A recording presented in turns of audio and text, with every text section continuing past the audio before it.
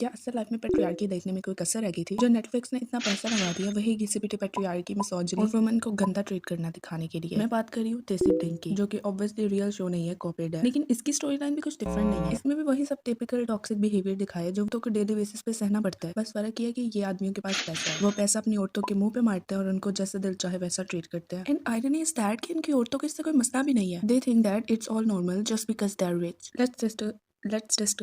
Let's talk about it one by one. शुरुआत हुई है एक बिजनेस वुमन बिलियनर पत्नी के अपने पति के पाँव दबाने से। मेरा मूड तो इधर ही खराब हो गया था। ये पत्नी अपने पति के पैर इसलिए नहीं दबाती क्योंकि उसे प्यार है, इसलिए दबाते बिकॉज हर हस्बैंड थिंक्स कि अगर पत्नी पाँव दबाए तो घर में लक्ष्मी आती है। Well I am not Hindu तो मुझे नहीं पता कि ये सच है कि नहीं, लेकिन जहाँ तक मैंने सुना वो तो ये कहते हैं कि औरत घर की लक्ष्मी है। Imagine the amount of manipulation it took to make someone believe कि उनका this satisfaction of ego is lucky for them. जो भी फ्री लेबर होता है उसको औरतों पे डाल के लकी बोल देते हैं। मर्दों का कुछ करने से लकी क्यों नहीं माना जाता? इतना ही मनहूस है क्या वो? And Binda is a beautiful woman. मुझे उससे पहले देख के लगा था कि ये पाँव दबाना डिजर्व करती है, दबाना नहीं। लेकिन by the end of the show she actually is the villain. वैसे इतना पैसा होने का क्या फायदा जब पति के पैर ही दबाने। फिर भी आई थिंक इस शो में सिर्फ एक ही सेन पर्सन थी और वो है Teja. Teja was so relatable. उसका रिएक्शन नॉर्मल था, जैसे हाँ वाओ कह रही थी, so evident on her face. And queen said that पैर दबाते रहिए बिंदा जी, मैं नहीं दबाने वाली। Girl clock it. Normally Teja मुझे भी थोड़ी एक्स्ट्रा लगती है, बट इस शो में I loved her. She even said the truth कि इधर के लोग अपनी बीवी को जैसा दिल चाहे वैसा ट्रीट करते हैं because they know she is not gonna leave them. Binda was a total red flag. She is okay for her literal husband to go out with girl. और इसके मुताबिक अगर हर रोज वो अलग लड़की के साथ घूमता है तो इट्स फाइन फॉर हर। मतलब आपको लगता है कि चीटिंग ओके है जस्ट बिकॉज उसने आपको 40 किलो सोना दिया। और बिंदा खुद कह रही है कि अगर ये सतीश की पार्टी है तो ये लड़कियों के बगैर नहीं हो सकती। इट्स नॉट इवन जोक बहन, वो ठरकी है। ये मजाक में बात उड़ा रहे हैं and playing it cool just because he has money. Come on, how cheap. And the worst part is that ये दूसरी लड़की को भी यही सेम एडवाइस दे रही है कि उसको चीटिंग और ये सब एक्सेप्ट कर लेना चाहिए। Her relationship is gonna be fine. पैसे के हिसाब से तो अमीर, लेकिन हरकतें इनकी बहुत चीप है। ठीक है, अपने अपने लाइफ में बहुत स्ट्रगल किया होगा, लेकिन खुद के दम पे कुछ करने की बजाय एक अमीर बंदा बना के उससे कंपनी खुलवा रही है। एक पॉइंट पे मुझे लगा कि सतीश ने लाइन क्रॉस कर दी है। Like what do you mean she is beautiful? I did not feel I was with ugly. What? How can you say that on national television? This is the proof कि पैसा आपको manners नहीं सिखा सकता। अगर आप दिमाग से सीखे तो आप पैसे भी सीखे।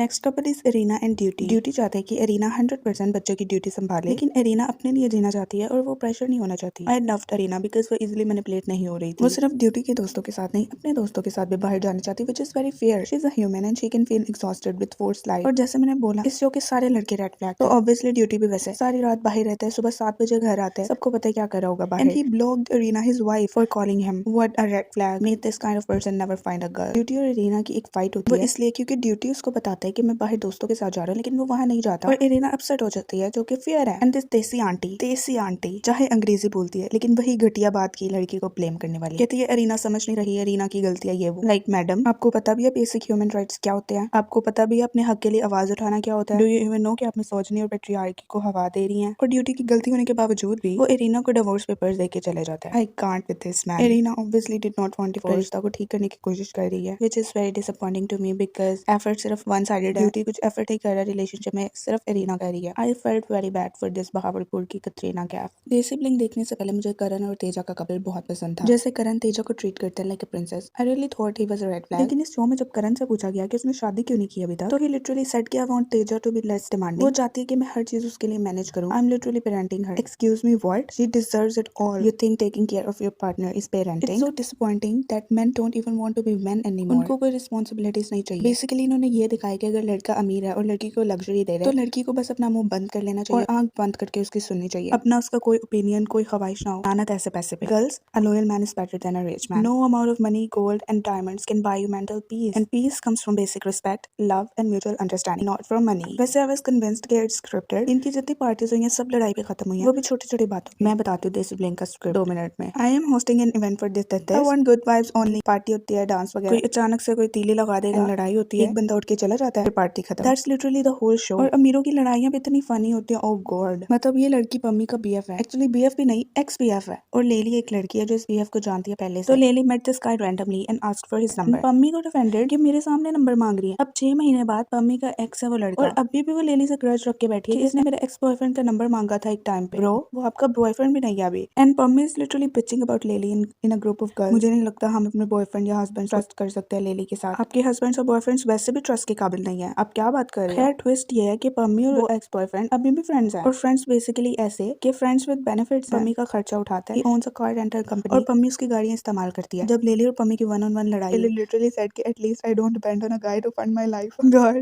that was hilarious. लेली was so hot to say that she is independent और उसको अपनी जिंदगी में एक लड़का नहीं चाहिए उसके खर्चे उठाने के लिए। अब ये सारी लड़ाई हो रही है, ध्यान से सुनना जरा अमीरों की लड़ाई। लेली बोलती है कि एटलीस्ट हम अपनी कार्स ऑन करते हैं, हम रेंट नहीं करते। तो पम्मी कहती है we own 60 cars, to which लेली replied who is we, they're his not yours. लेली mic drop। stupid लड़ाई थी लेकिन लेली की सीन देख के मजा आया। and obviously I hate Pammi also। Pammi ने इतनी छोटी छोटी बातों पे लड़ाई डाली है। आधा टाइम उसने ये बॉयफ्रेंड वाली बात पे लड़ाई की और आधा टाइम उसने इसलिए लड़ाई की है कि उसकी वीडियो पे लड़कियां हंस रही थी। मतलब बहुत ही स्टूपिड शो था, जिसको भी अपना टाइम वेस्ट करना और कुछ मिल नहीं रहा अच्छी तरह टाइम वेस्ट करने के लिए तो ये शो देख ले। नो पॉइंट, नो अच्छी स्क्रिप्ट और वही घिसी पिटी patriarchy, misogyny, toxic behaviour, treating women like garbage वगैरह वगैरह। I am already so sick of watching this behaviour in my life. जिंदगी में पहले क्या कम देखना रह गया जो अब नेटफ्लिक्स के पैसे वाले शोज में भी यही सब देखना पड़ता है। Anyways that's it, follow for more, bye.